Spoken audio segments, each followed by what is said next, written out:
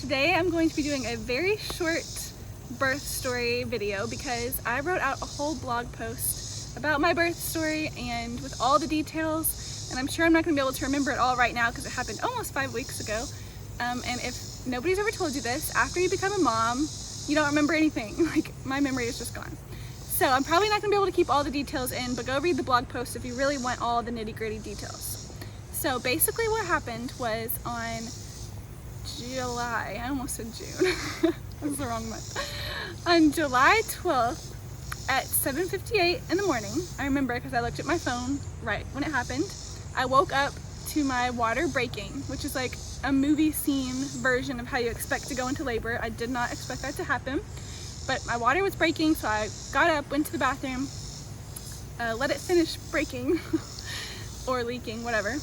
And then I woke up Mark, who was very hard to wake up. I told him that my water was breaking and he literally said, okay, and then rolled back over and went to sleep. I don't think it registered, so I had to wake him back up and tell him again that my water was breaking, that he woke up for real. And then I called my midwife and my doula, and I made plans to meet the midwife at our birthing center. So I give birth at a birthing center, not a hospital, but we met there that morning because I had GBS and had to get antibiotics when my water broke. And so when we got there, my water broke again, which didn't break again, but it started leaking again. Okay, that's too much information. But we got there and I got the antibiotics.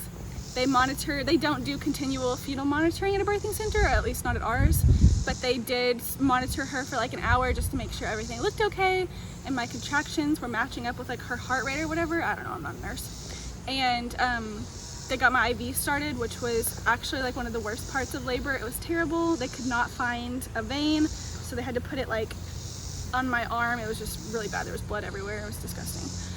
So I got those for like 45 minutes, those antibiotics, and then before I left, they decided to check me because they realized that my contractions were measuring pretty strong.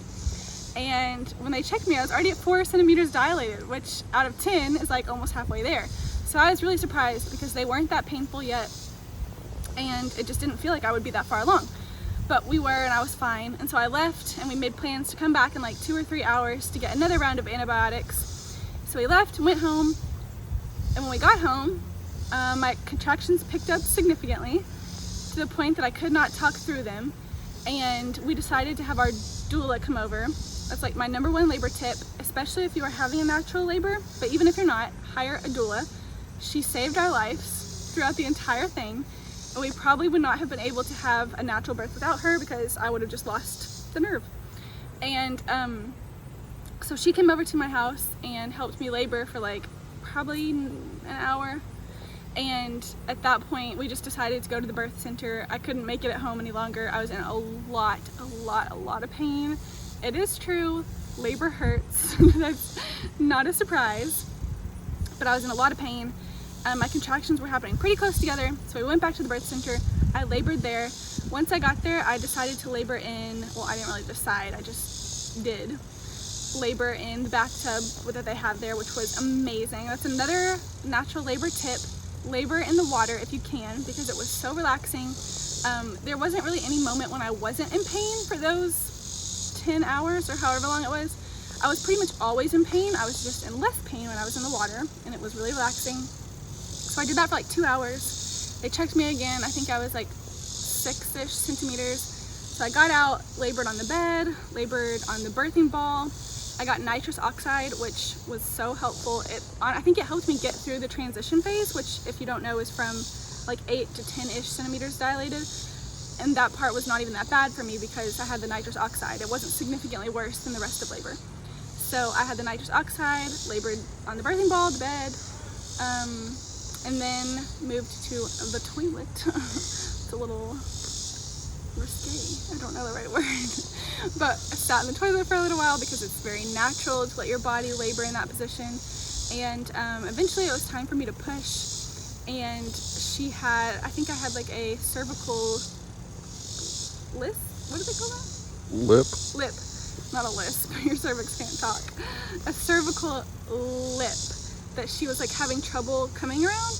But eventually, I can't remember what happened. I think I was just really amazing and strong and powerful and pushed past that. No, I'm just kidding.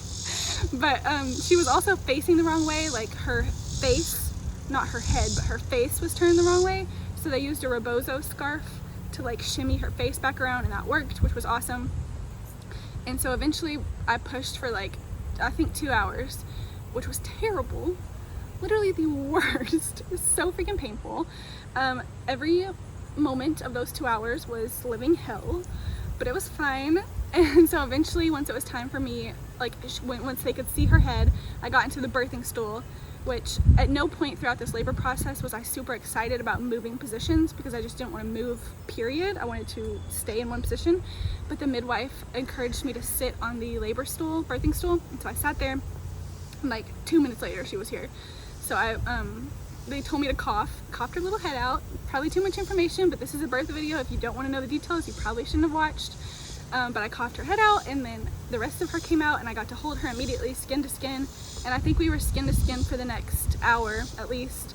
And it was just so, like, oh, even though the past 14 hours or however long had been living hell on earth, that moment was so much better than any moment of my life that it was so worth it. I would go through a million hours just to feel that one moment again. And it was just so special. And so she got to be with us for like the first hour, and they actually never take your baby away at the birthing center that we birthed at, which was awesome. She was 8 pounds 14 ounces, even though the midwife said she was definitely over 9 pounds when she came out, but she pooped on me twice before they weighed her, which was so cute. Just kidding. But she was 8 pounds 14 ounces, 20 inches long, and so cute, just perfect. And overall it was a really good experience. It was really painful. Don't know if I'm going to do it without an epidural again, but I might, because I felt so like accomplished and proud of myself and my body afterwards, and I'm not embarrassed to say that. Like, I just did feel really proud of myself, proud of her, and it was an awesome experience. And I'm so glad that I've already forgotten what the pain of contractions feels like, because that was borderline traumatic. Okay, I'm gonna wrap it up. I think if there are any more details that I didn't include, they're in the blog post, and there's pictures there too. So that's it for this video. Thanks for watching.